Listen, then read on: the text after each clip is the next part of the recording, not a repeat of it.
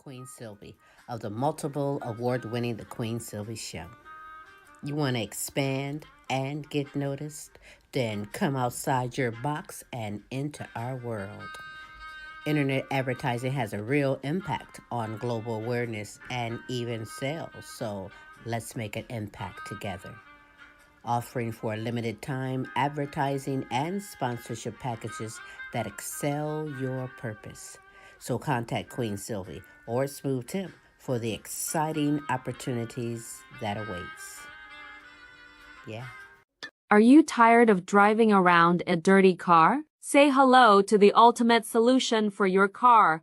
Quick Auto Detail, home, work, or wherever. Their mobile car spa will clean and shine your car anytime and anywhere. Their products are gentle on your car's paint, and they use only the highest quality materials. Book your appointment now.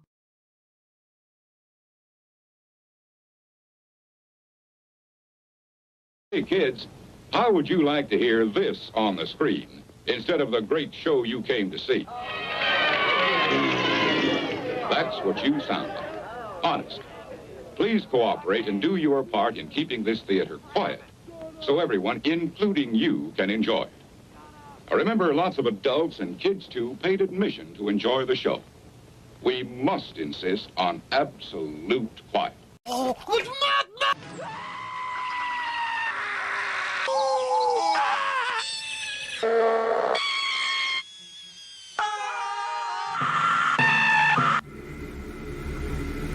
Ladies and gentlemen, may I have your attention, please?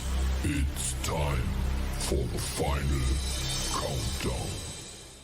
The show starts in 10, 9, 8, 7, 6, 5, 4, 3, 2,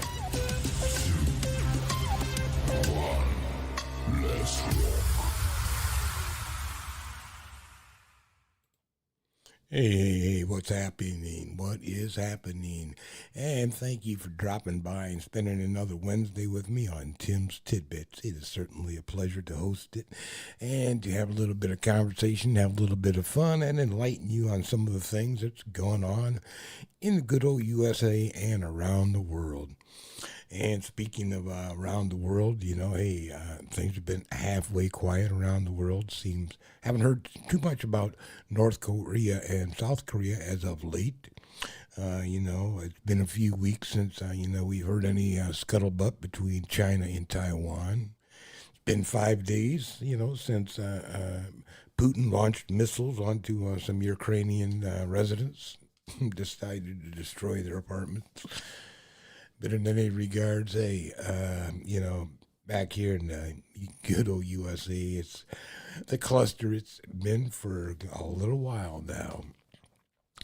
But hey, to anybody who's going through anything, whether it be, financially, medically, or anything else out there, hey, hearts and prayers are out to you, man. It's not always getting through life. It's not always easy getting through life.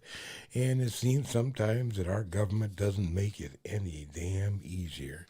And, I don't know how our POTUS, Trump, decides that, the tariffs that he's going to put up there against the, 10% against some countries, 125, 150, 2,000% against some. Who the hell knows what he's going off the rails on some of these things. But in any regards, the end result is you and I are paying some enormous fees for this. And Trump just does not like to be getting called out on it. And check this out, what happened when a reporter did. Now, but it's the tariffs, right? We still have 145% tariffs on China. Your Treasury Secretary said we basically have an embargo on China. Look, you're trying to say something's going to happen, Terry. No, okay, well, nothing's going to happen. You know business. Terry, I want to ask you. I do know business. Yes, so 145% tariffs on China, and that is basically an embargo. They deserve it. It'll raise prices on everything from electronics to clothing, to building houses. You don't know that. You don't know whether or not China's going to eat it. That's mathematics. China probably will eat those tariffs. Itself. He insisted during the campaign and insists now that American consumers will not pay the tariffs, that the foreigners, those exporting countries will. That is not true. Everyone on Wall Street and in Washington and every economics department in the country has been running around screaming this for a month. It's an import tax. It's a sales tax on imports. Trump thinks he can keep this going like Wile E. Coyote when he runs off the cliff and doesn't look down. But the data is coming in. Prices are going up. Here's a great example. Look at the popular Chinese e-commerce retailer Temu. It sells a bunch of clothes, tchotchkes at very low prices, with the caveat that you are importing them directly from China. Thanks to Trump's tariffs, importing a bunch of cheap stuff directly from China just got a lot more expensive. So Temu, Chinese-owned firm, added a line during checkout to show exactly how much Trump's tariffs are costing you. CNBC ran the experiment. Here it is, $30 to purchase 2 items of clothing from Temu, free shipping, and then $45 in import fees, those being Trump's tariffs, meaning your $30 order is now $75. See, to be very clear here, China's not paying those tariffs. Temu sure as heck isn't paying them. You are paying those tariffs, of course. Here's the thing. Donald Trump wants direct control over the American economy. It's really striking the degree to which this is not a person who believes, even in principle, in free markets. He doesn't like free markets. He basically wants a planned economy controlled by him. That's how he describes the economy. That means he's allowed to run the country like a kind of corrupt mafia state, right? Where he shakes down big companies, he views his adversaries, he cuts sweetheart deals to his friends. His own Commerce Secretary effectively agreed that even talking about the tariffs is an attack on the White House. If a company were to say we're raising prices because of the tariff, is that a hostile act? I think if you go out of your way to try to make it seem like your price has changed when it's nonsense, okay? A 10% tariff. Why is that nonsense? Because a 10% tariff is not going to change virtually any price. The only price it would change would be a product that we don't make here, like a mango. Wait, what?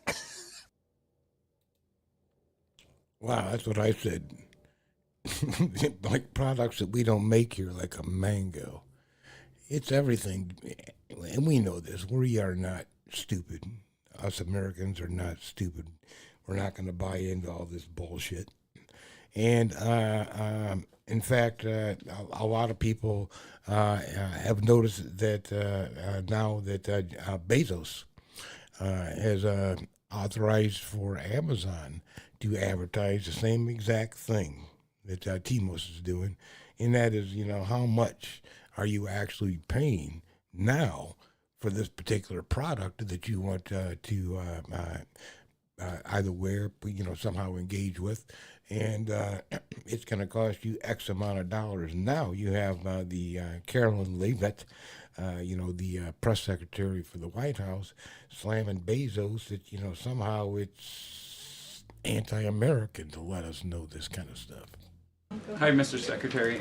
So it was reported this morning that Amazon will soon display a little number next to the price of each product that shows how much the Trump tariffs are adding to the cost of each product.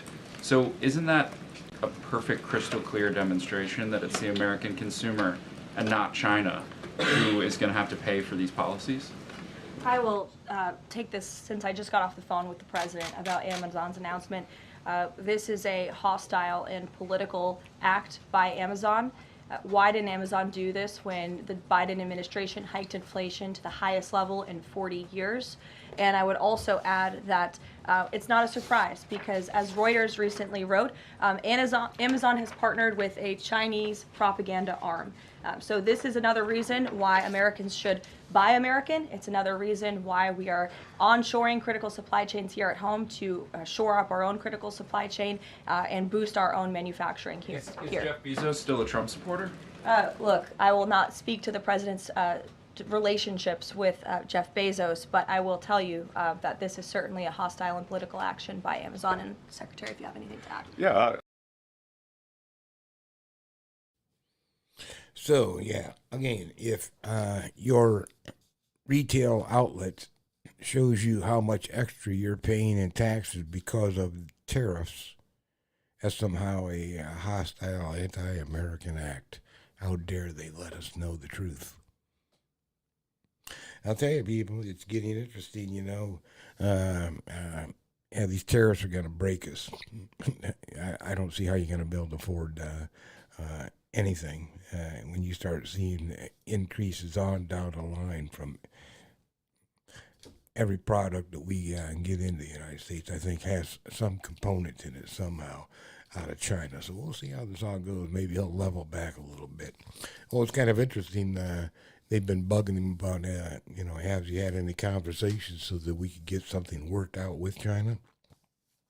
And he's like, well, they are in conversations. We've had conversations. They said blah, blah, blah. And, the Chinese government rolls back and say, well, that's fake news. We have not had 1-0, not zip conversation with Donald. So I don't know who he's talking about. And then Don reiterates when the press hits him with that, saying, well, I didn't necessarily say who they was, but I will soon. I'll let you know who they are when we get into these conversations. Thank you very much. And walks away. So it's like, wow.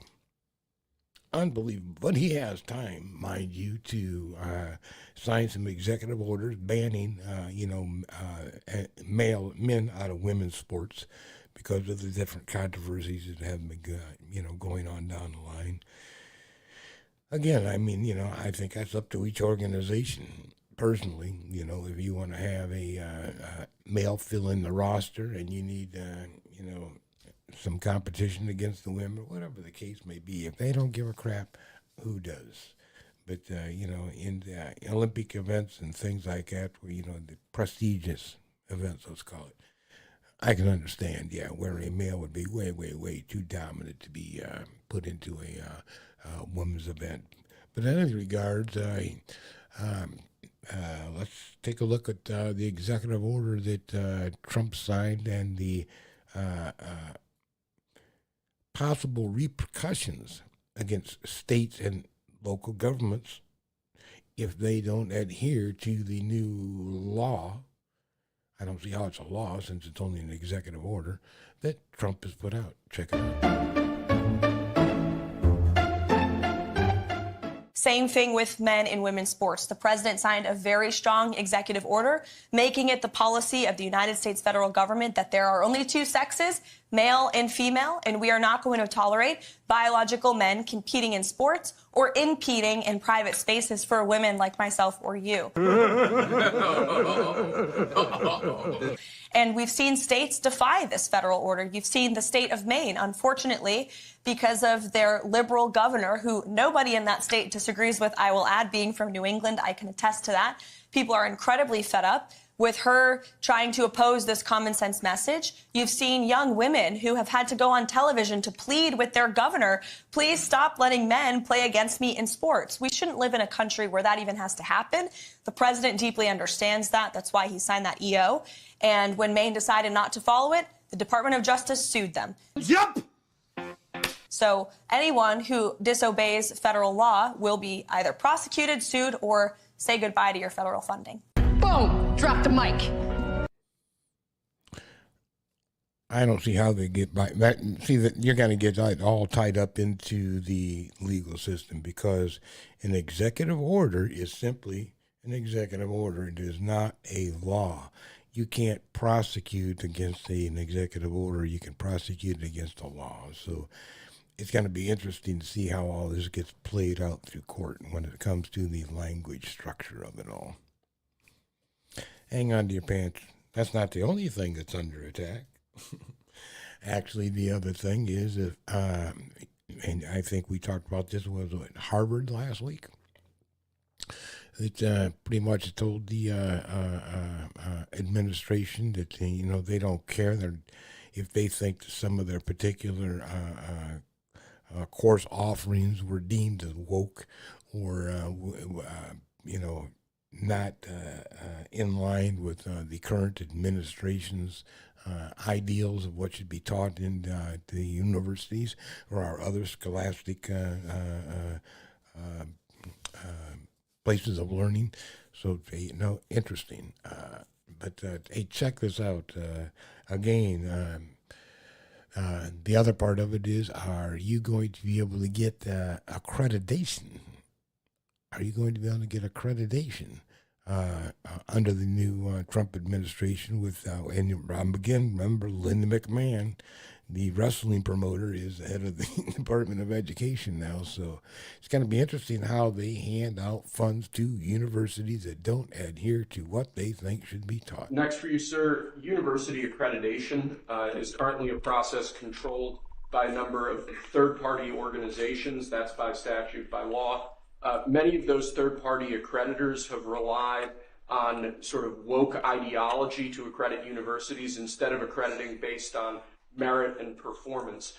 This executive order affects a number of changes to the university accreditation process, also applies to law schools and other sort of graduate programs. But the basic idea is to force accreditation to be focused on the merit and the actual results that these universities are providing, as opposed to how woke these universities have gotten. So we're setting up new accreditation pathways. We're charging the Department of Education to really look holistically at this accreditation mess and hopefully make it much better. Will we look into the past people that they've taken? For instance, I hear all about certain great schools, and then we read where they're going to teach people basic math that we can all do very easily, but they can't do. They're going to the top school, and they come out with a program of teaching basic math to somebody that got into a Harvard or a Princeton or a Yale.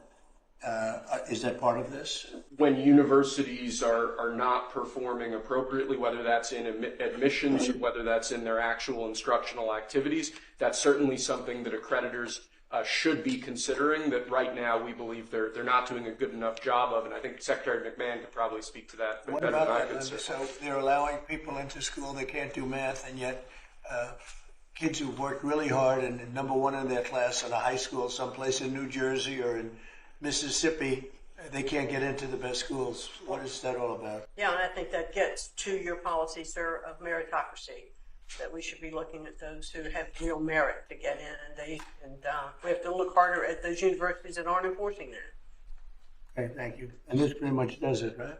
Yes, sir. Thank you. So, yeah, he'll put the diversity and inclusion. Now think about this. Now, that's almost, and it's pretty much a direct attack on the 1964 Civil Rights Act and some of these other that came out of, all the efforts put through by Dr. King, some of these other civil rights leaders back in the early days. Let's sweep that under the carpet, right? Hey, maybe we can even sweep the 13th Amendment under the carpet, so we can get rid of all that kind of information. Never happened. Absolutely never did. No, not according to Trump. What are you talking about, Tim? I'm talking about, how about if they're removing African American artifacts from the American History Museum because they consider it, too woke? And we begin tonight with the Trump administration's efforts to remove pieces of history from Smithsonian museums. Thank you very much for staying up with us at 11. I am Amy Cho. Nearly 1 month after President Trump issued executive order targeting the D.C. area museums, some artifacts are already being removed. The owners of some historical objects inside the African American History Museum tell NBC their items are being wiped from the displays. News 4's Catalina Perez de Armillon spoke with one of those owners and asked museum visitors if they've noticed the changes. Some visitors were shocked. Others said they strategically planned their visits to be able to see the most artifacts in case some were removed. An action they say represents a huge step back, not only for the museum, but for the country. A recent executive order signed by President Trump aimed at removing what he called improper ideology could already be affecting the African American History Museum. Civil rights activist and pastor Reverend Amos Brown says he was recently notified 2 of the artifacts he loaned to the museum would be returned. One precious and most historic book, the first history of the Negro race, that was written by Reverend George Washington Williams in 1880. The other, a Bible from when he went to demonstrations with Dr. Martin Luther King Jr. and Jesse Jackson. Brown says that he lent the artifacts to the Smithsonian in 2016. They would always give him the option of donating the books permanently or renewing the loan, but this time he wasn't asked. Yeah, they just remove that stuff. It's amazing. Like I said, look what they're happening with, they're just taking away the ideals of the 13th Amendment,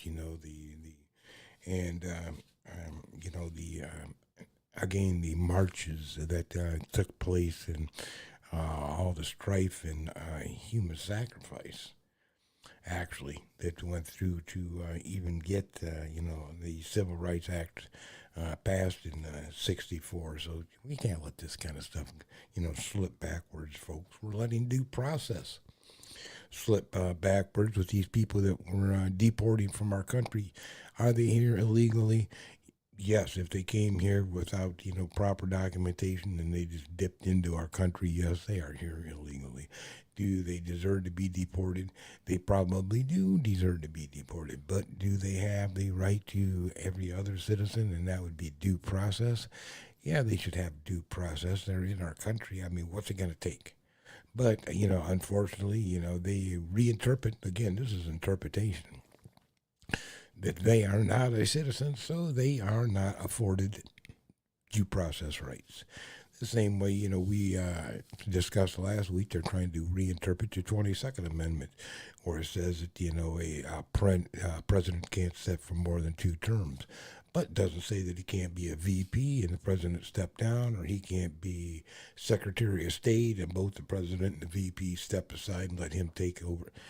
So there's a whole lot of avenues that they're looking at interpretive-wise in the 22nd Amendment, and watch what they could do interpretive-wise in the 13th Amendment, as well as the Civil Rights Act of 64. And yeah, as Doges came in and tried to save all kind of money, and we have a new head of our Department of Defense, that the former news host, part-time news host, part-time Army. I think he was only in the middle. I don't know. He may have did full time. I don't think he did any full. I won't give him that credit. But in any regards, Pete Hegseth thought it would be a really good idea to do a little bit of a remodel for necessary purposes to the Pentagon. Tucked just a few meters from the E-ring, past the war rooms and classified briefings, lies one of the Pentagon's best-kept, least lethal secrets, the makeup room.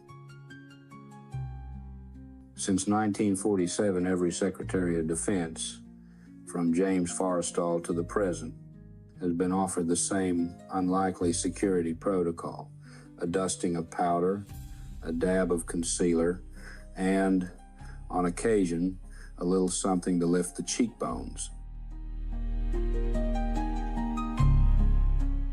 As the Cold War heated up, so did the lighting and press briefings. Nobody wanted a shiny forehead distracting from nuclear deterrence. Every Secretary of Defense wants to put their face on properly. Safety of the nation depends on it. The Pentagon makeup room isn't flashy. No velvet chairs. Just a mirror, harsh lights, and a rotation of government-contracted makeup artists trained to handle both foundation and fallout.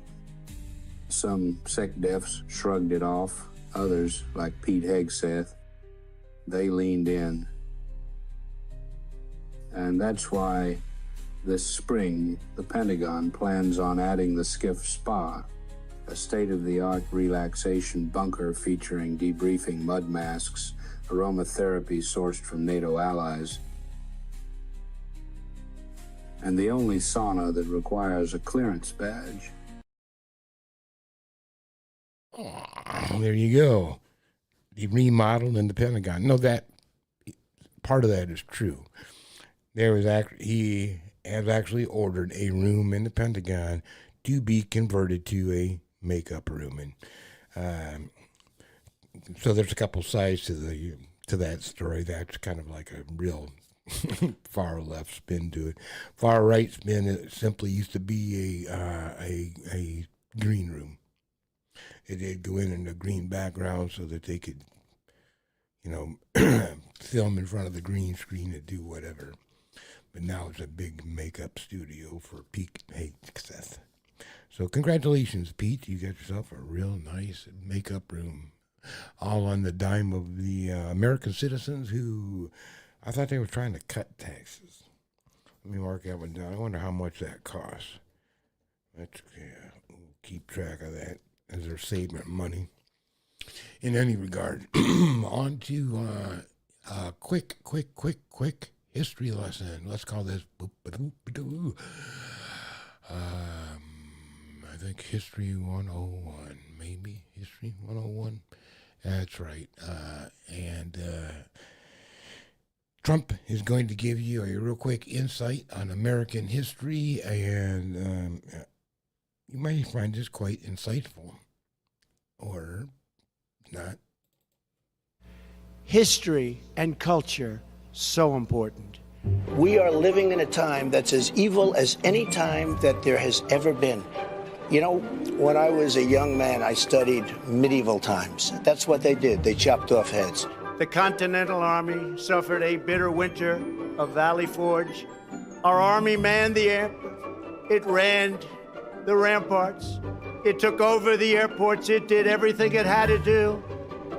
People don't realize, the Civil War, you think about it, why?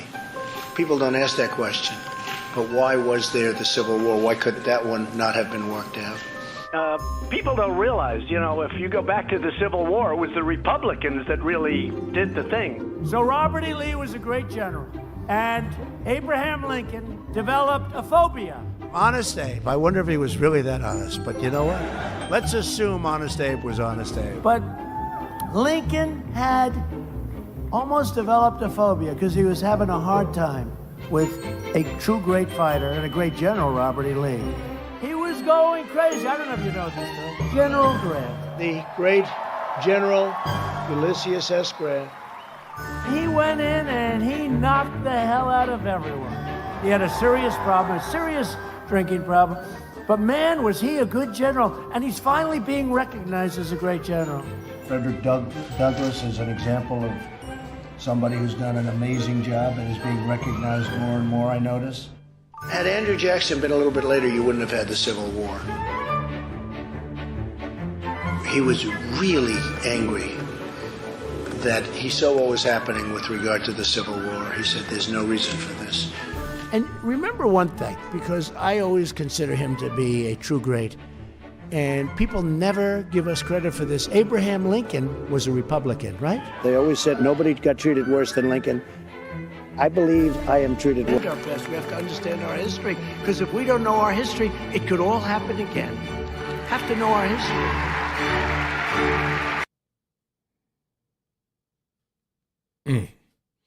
Yeah, we have to know our history. I hope that did not totally confuse you, because he's off a bit. He is off just a little bit. Anyhow, I do really want to impart a little bit of history lesson on you, and that would be back in the time when FDR, Franklin Delano Roosevelt, was our president, and he had a bit of a issue on his hand.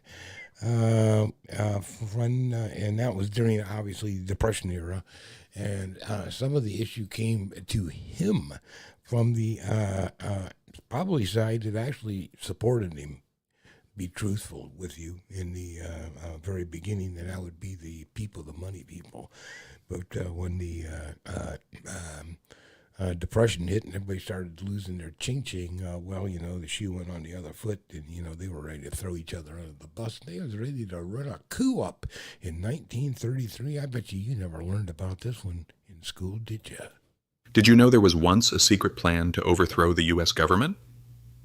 Yeah, in 1933, a group of powerful businessmen allegedly plotted to remove President Franklin D. Roosevelt and install a fascist regime. It's called the business plot, and it's one of the wildest, least talked about events in American history. At the time, the country was deep in the Great Depression. FDR's New Deal had just launched, and some wealthy elites weren't happy about it. They feared he'd shift the country too far left and hurt their profits.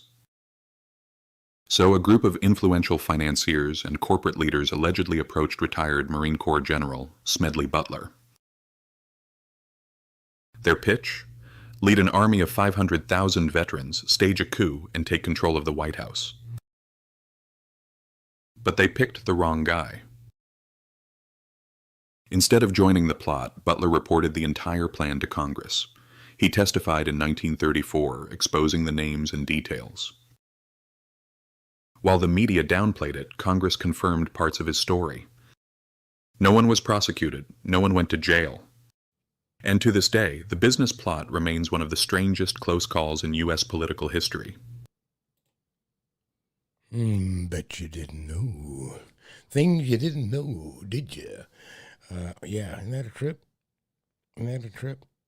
Anyhow, speaking of a trip, again, we talked about how Doge is cutting all this money, helping us become wealthy again.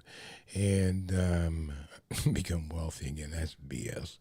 But helping save the U.S. government from overspending itself and trying to get us out of the national debt.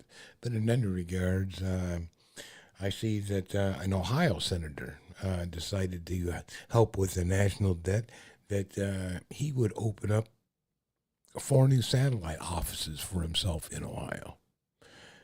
So, geez, I thought to myself, how do you save money? You're cutting staffing everywhere else. You're getting rid of your leases that you'd have on some of these buildings that are non-federal buildings. And now you open up 4 new offices where, you're going to have staffing, you're going to have rent, you're going to have utilities, you're going to have furnishings in this particular office. And this is all on our dime. But yet the people that are, and that's, how is that saving any money? But check it out. This is what they're doing behind your back. And is it really doing you a favor? Well, if you ever needed the help from a federal agency or just wanted to voice your concern to your senator, it just got a little easier to do that in Toledo. Senator John Husted has opened a new office downtown inside the Ohio building on Madison Avenue. It's one of 4 new offices around the state aimed at making it easier for folks to connect with his team, whether you're dealing with paperwork, applying to a service academy, or just looking for answers. Yeah, right. So, again, his team, you're still going to have to pay some rent. You've got staffing issues. Your team, they're not working for free. And you're going to have to, cut in on whatever building you're in. They're going to charge you for utilities and your office furnishings. So let's keep it real. Is that really saving me any money after you just laid off how many people at Social Security and so many people in Medicare that I'm dealing with? I'll tell you, hey, see these gray hairs? I'm dealing with those people. And you just laid off 25% of them and more. So now I can't even call the damn place. I have to go in personally because they're so far behind they can't staff their phones. Thank you very much. But go ahead and open up 4 new offices. Or open up a makeup room at the Pentagon. Whatever it takes to help us out. But anyhow, speaking of helping us out, sometimes some good things happen when the government gets involved. And this time the government got involved and took out a massive, massive human trafficking ring of about 150 people in Florida. Check this out. Now, this is a good sting operation. There are too many mugshots to show them all. 157 people arrested, some of them still sitting in the Polk County Jail. The suspects range in age from 61 to just 15 years old. We do these operations to save the victims. Polk County investigators working in conjunction with law enforcement agencies in Lake and Osceola County say nearly 100 of the suspects were arrested for soliciting a prostitute. But perhaps the most disturbing was the one who they say was arrested for human trafficking. Usually it's remarkably difficult to find the human trafficker, but we did this time.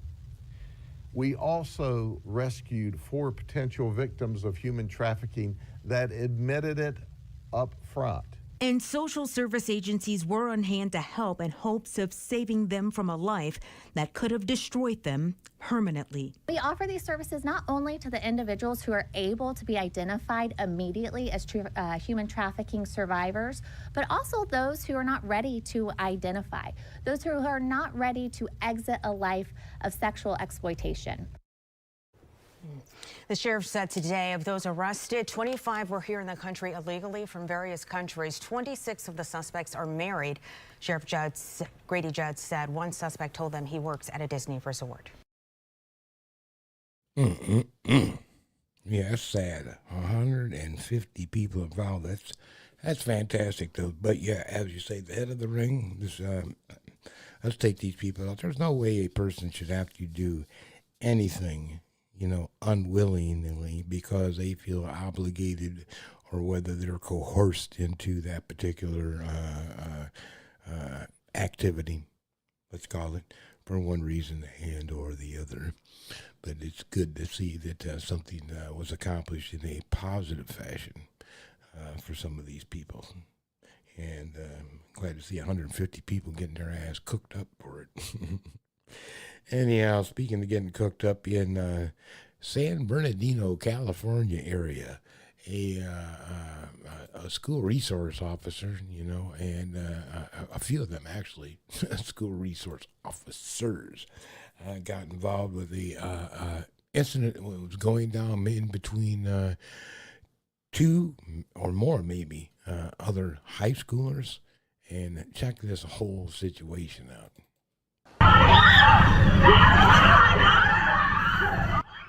San Bernardino school police officers trying to break up a fight. They come under assault themselves. An eyewitness capturing this wild video at Entrepreneur High School in Highland late this afternoon. Those officers responding to reports of a fight in the school's parking lot. Police tried to break it up, and when they moved in to separate the fighters, even more people entered the fray. One woman actually grabbing the female officer by the hair and pulling her away. The other officers keeping their cool, continuing to work to break up the fight. Several people eventually handcuffed. We have calls in to the San Bernardino County School Police and the school superintendent for more information on what sparked this melee. Is that insane? I mean, you'd think that they're going to go to jail. I mean, yeah, putting hands on the school resource officers. You can't do this to any civil servant. You really shouldn't put your hand on any civil servant, whether he's representing law enforcement or the fire department, emergency medical squads, anything like that. Even our post people, lay off these people, man. That epidemic seems to have slid back just a little bit when our post office people were under attack. Hell, now nobody uses the post office, anymore anyhow. They don't trust even getting their shit. So, hey, anyhow, at high school was off the chain and, obviously, didn't give a shit. Let's keep that for real. So, I got a question for you in that regard. Do you think that the standardized testing that we utilize right now, our SATs and this, are biased against the student who really doesn't give a shit? I'm Michael Coe, filling in for Clifford Baines, who is fighting his nemesis atop of an abandoned clock tower. A new study by the Department of Education finds that students who think school is a boring waste of time score significantly lower on their standardized tests than their peers. Are these exams biased against students who don't give a shit? Absolutely. These kids are placed at an unfair disadvantage. Students who don't care enough to read through to the end of a word problem have an 89% lower chance of answering it correctly. I mean, there's something wrong with that question. Yep, you're right. And the studies also show that students who randomly fill in answer bubbles to make a UFC logo on their answer sheet score consistently worse than their peers. How are the kids who don't care going to get ahead? That's right. Thank you. The deck is stacked against the child whose pencil breaks, and then he doesn't feel like getting up to go sharpen it, and so he just chews his fingernails for the rest of the We test. need to test these kids on what they know, not what we want them to know. But clearly this isn't just about the test, it's about the system as a whole. Should schools be doing more to reach out to students that don't care about school? Absolutely. There are no role models for these students in their textbooks. None. They just read about motivated people like George Washington and Frederick Douglass. What about all the historical figures who didn't give a fuck about anything? Yes, that's exactly right. You never hear about them. Calvin Coolidge's brother Thomas Thomas. He hung around the White House for years before he finally died of alcohol poisoning. Yeah. Well, I mean, look, there's a larger issue at play here, which is that there is a big social stigma in this country against lazy, self-centered assholes. Yes. And, you know, these kids are suffering because of it. The purpose of school is to prepare our kids for the real world, and in the real world, people don't give a shit. People don't give a shit. No, you're not Companies have started professional programs specifically for students who don't care. Of course, we know Kinko's has been doing this for years. They hire thousands of students. I think it's so great that they're reaching out to these kids. I mean, I didn't care about anything when I was in school. Really? What changed? You know, fortunately, I was very blessed to have a teacher that reached out to me and taught me the importance of pretending to give a shit about things. Wow. Without him, I certainly would never be the successful pundit that I am today. Now, critics say the environment standardized tests are administered in... Who threw that? Nancy, who threw that? I ain't snitching. Thoughts? Are our standardized testing discriminatory against those children who don't give a shit? Could be. Anyhow, hey, there's another part of the show that I enjoy that's coming up right now, and that's my what the fuck. And what the fuck moment, I've got two of them actually that I'd like to share with you. And one is a climber who had a little bit of an issue with his carabiner, and the second is going to be a train accident that you will not believe. So, people, check this out.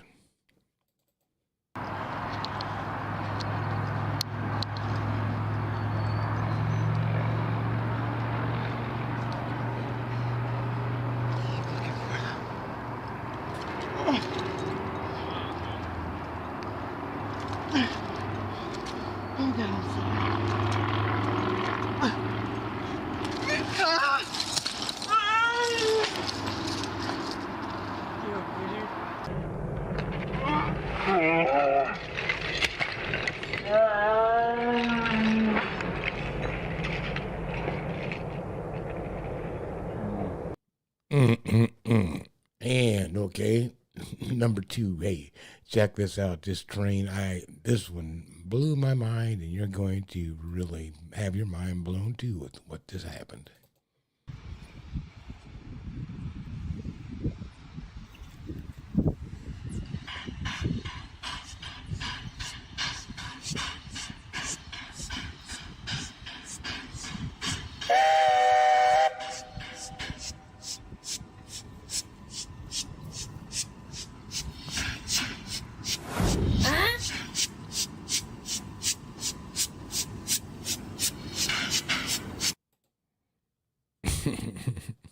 That AI is unbelievable. Oh yeah, that program obviously took out that bridge, and then that guy was, playing that role.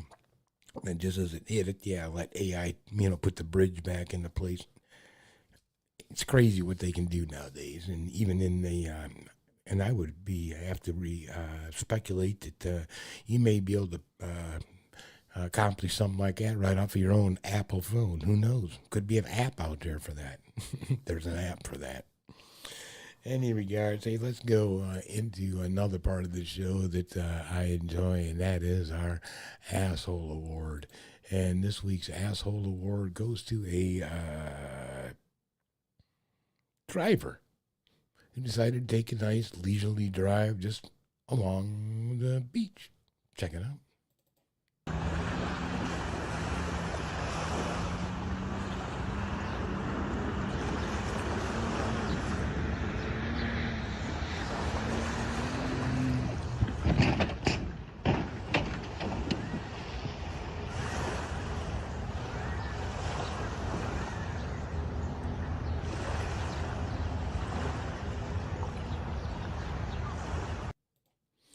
And yes, in case you're wondering, he is an Uber driver. Great job, dude. Great job. Anyhow, hey, that wraps it up, people. You have seen the best of what is going on around the good old US of A and what's happening in our government. Hope I enlightened you a little bit. Hope you learned a little bit, especially off of some of the things, the attacks on our various constitutional amendments. and what's going on with your rights, not just your civil rights, but all of your rights. You know, take care of yourself and keep yourself involved, keep yourself informed. And with that idea in mind, I think I am about ready to get on out of here. So I got a little clip for you to enjoy. And until next Wednesday, until next hump day, you guys enjoy your weekend, and we'll holla. Bye. U.S.-Iran talks are back on, but nobody knows who's going to make the first move. After you. Now after you. Won't you lift off a sanction or two? Now after you. No, after you. First, turn off that centrifuge.